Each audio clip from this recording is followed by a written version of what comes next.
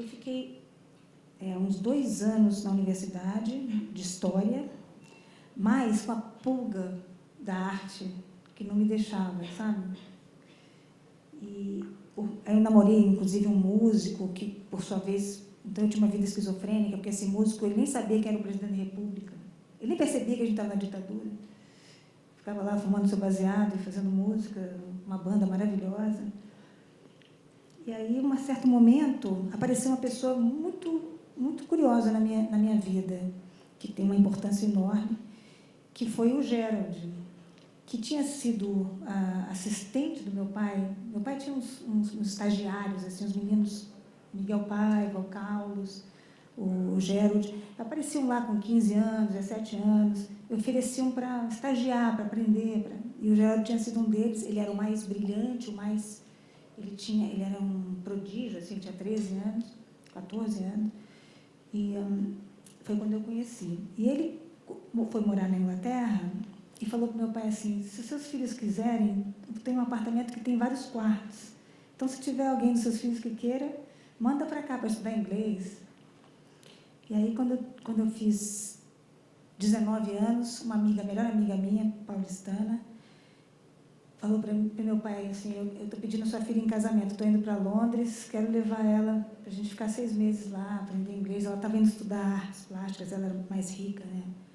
Meu pai é jornalista, a gente era meio duro. Aí fomos para a casa do Gerald. E o resto é história, né? Tinha internacional, eu trabalhei no departamento de arte de uma loja de vinhos, e aí eu fui atrás do meu sonho mesmo. Eu falei assim, não, Marx e Lenin ficaram no aeroporto. Quando eu cheguei em Londres, sabe? Que eu ouvi a primeira banda de punk, sabe? Nossa Senhora! Em alguns lugares, né? Porque quando chegou a Tati, ela estragou tudo também. Vendeu tudo para os milionários, os bairros destruiu, assim, tinha ocupações em Londres quando eu morava lá. Ocupações, tipo a 9 de julho aqui, sabe?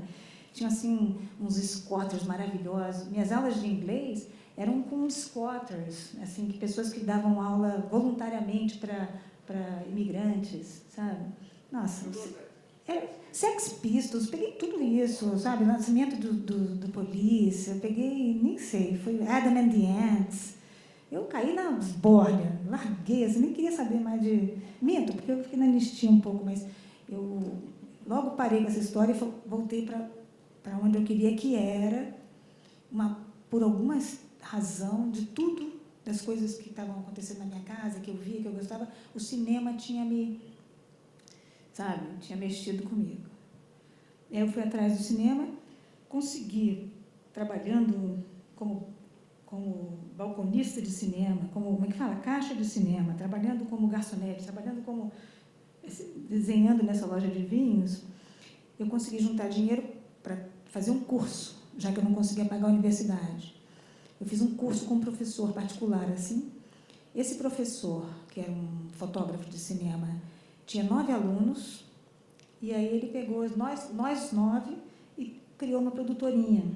Então, eu tinha acabado de aprender assim, o beabá do cinema, e ele fez uma produtorinha, e a gente dava a aula dele, que ele tinha criado, esse curso que ele tinha criado. Ele fez uma escolinha, e eu nem sabia filmar, mas eu já dava aula de cinema.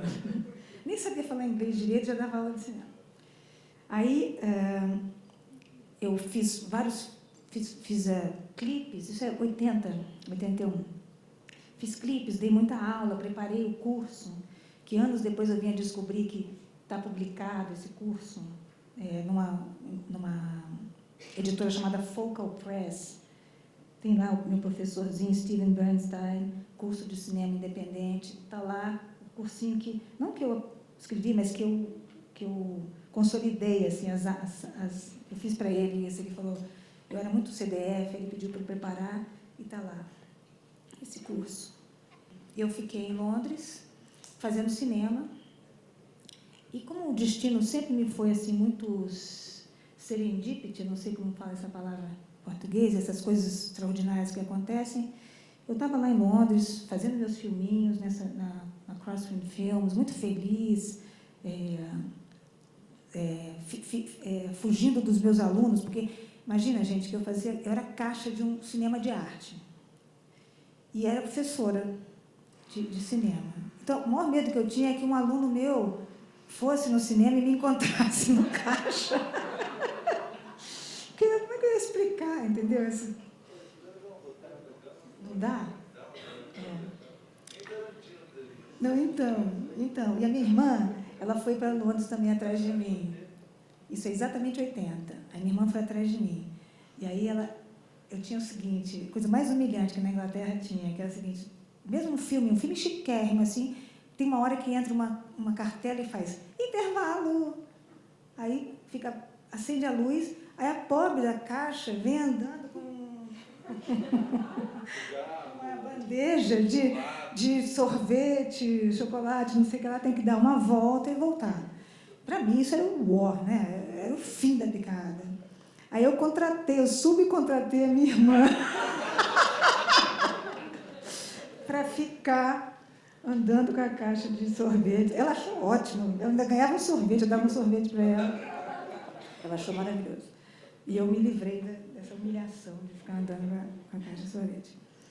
E aí, eu estava nesse grupo, nós éramos 9, um de nós era o mais brilhante, era um menino de 15 anos, também como Geraldo, assim, essas crianças gênias, um menino gênio, sabia tudo de cinema, sabia quem era o fotógrafo de todos os filmes, tudo. E aí o meu professor, que era o nosso patrão lá, o nosso chefe, era um homem muito mau, uma pessoa difícil, assim, que me deu muita oportunidade, mas muito mau. E aí um dia esse menino ele tinha brigado com ele queria um visto para ir para os Estados Unidos, ele queria de todo modo ir para Los Angeles, e ele realmente teria uma oportunidade se ele tivesse ido. E aí o Steven me falou para ele assim, te dou assim, mas você fica aí esperando. Ele passou o dia, ele chegou assim, por exemplo, chegou no nosso escritório, a gente tinha um escritório, chegou assim ao meio-dia. Às 11 da noite ele ainda estava lá esperando para o Steven dar para ele uma carta de recomendação para conseguir o visto americano. O Steven era americano.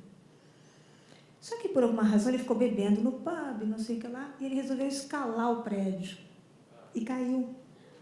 E caiu do lado de fora da janela do nosso escritório. E morreu. E isso me deixou completamente, nem sei dizer, eu perdi a direção. Assim.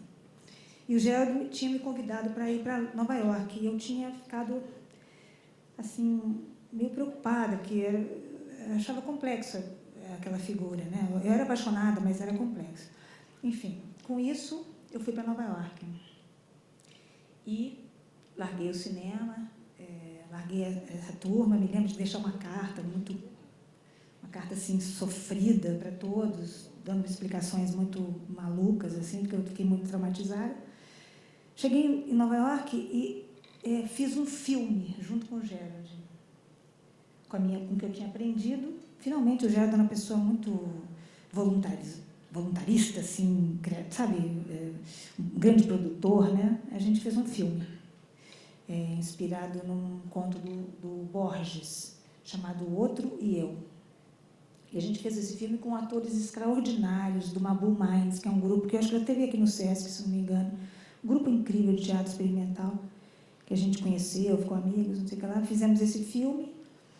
Eu me lembro que meu pai foi importantíssimo, porque o filme foi ficando caro, a gente não tinha dinheiro, meu pai me deu um dinheiro que eu nunca devolvi, que eu não gosto nem de pensar o quanto foi. E a gente terminou o filme com uma promessa de venda para uma TV de arte, na época, que não se consumou. E aí eu fiquei com essa dívida com meu pai, o filme não aconteceu, era um média, e eu apavorei. Eu percebi que cinema era uma coisa muita areia para o meu caminhão.